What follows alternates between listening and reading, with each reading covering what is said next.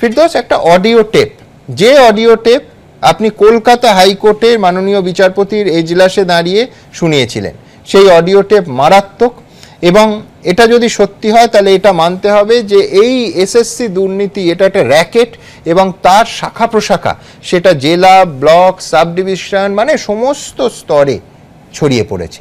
কি আছে এই অডিও টেপে? আবার বলছি, এবিপি আনন্দ এর সত্যতা যাচাই করেনি, কিন্তু শোনাবো, তার কারণ মাননীয় বিচারপতি এজলাসে সেটা শুনেছেন। 11-12 এ নিচ্ছে, 11-12, 9-10 দুটোই আর কি। আচ্ছা আচ্ছা, তো কত বলছে, বাজেট কত?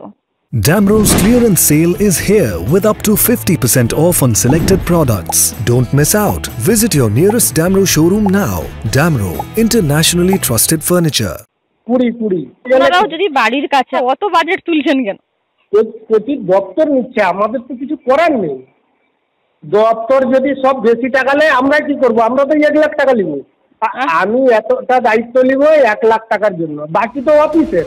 আচ্ছা আচ্ছা, সব ওয়েস্ট বেঙ্গল না? আমার তো এখানে বিদ্যাসাগরেরই বিয়ে, কিন্তু অ্যামাউন্টটা এমন বলছেন যে মনে হয় কিডনি ফিডনি বিক্রি করে দিতে হবে, ঘর বাড়ি বাদ দিও। প্রাইমারি যদি 14-15 লাখ টাকা হয়, কেন হবে নি বলো? ঠিকই বলছেন। না, আপনাদের দোষ নেই। ওরা কি পাস করেনি? না না, সব ফেল কেস। সব ফেল কেস? হ্যাঁ, ওয়েস্ট বেঙ্গলের একদিনে 220 জন ফেল কেসকে দেওয়া হয়েছিল। এবারে সবাই জোগাড় করা হচ্ছে, আর একটা দিন ফেল কেস দেওয়া হবে। কিন্তু এখন দপ্তর নিয়ম করে দিচ্ছে বলছি যে মানে ওয়েস্ট বেঙ্গলের বিএড হতে হবে, বাইরের বিএড হবে না। কিন্তু সমস্যা হচ্ছে যে আমি তো পাস ক্যান্ডিডেট না। তুমি পাস ক্যান্ডিডেট? হ্যাঁ। তুমি প্যানেলে নাম আছে? হ্যাঁ। কত নম্বরে নাম আছে? সেই ইতিহাস আপনাকে এখন আমি না বলাই ভালো। খালি খাতার মজা আলাদা। আর তুমি যদি প্রথমে আমাদেরকে খালি খাতা দিতে, তাহলে তোমার এই ওয়েটিং এ থাকতো না। একদম একদম, এটা বিশ্বাস করি আমি। তুমি ওয়েটিং আছো, যদি যোগাযোগ করো 2 লাখ কম হবে, 8 দিনের মধ্যে গভর্নমেন্ট তুলে দেবো। স্কুল খুলবে, জয়েন করবে।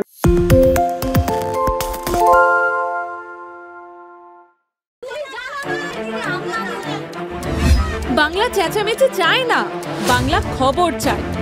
বাংলা খবর, বাংলার খবর। আরে চাটা দে। এই আমার একটা চা দেন। কি হলো আমারটা? বাংলা পক্ষপাত চায় না, বাংলা খবর চায়। বাংলা খবর, বাংলার খবর।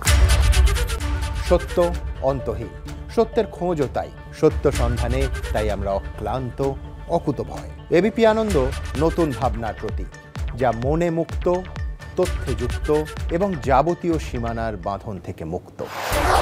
সীমা না শব্দটির মধ্যে লুকিয়ে আছে মানা শব্দটি, যেন চোখ রাঙানি এক অদৃশ্য ব্যানাজার, যা আটকে রাখে আমাদের এক ছোট্ট গণ্ডির মধ্যে। একমাত্র সঠিক খবরই গড়ে তুলবে এক মুক্ত সমাজ। সেই জগৎ গড়ার লক্ষ্যে কোনো সীমানার ঠুকুটি আমরা মানব না। এবিপি আনন্দ এগিয়ে থাকে, এগিয়ে রাখে।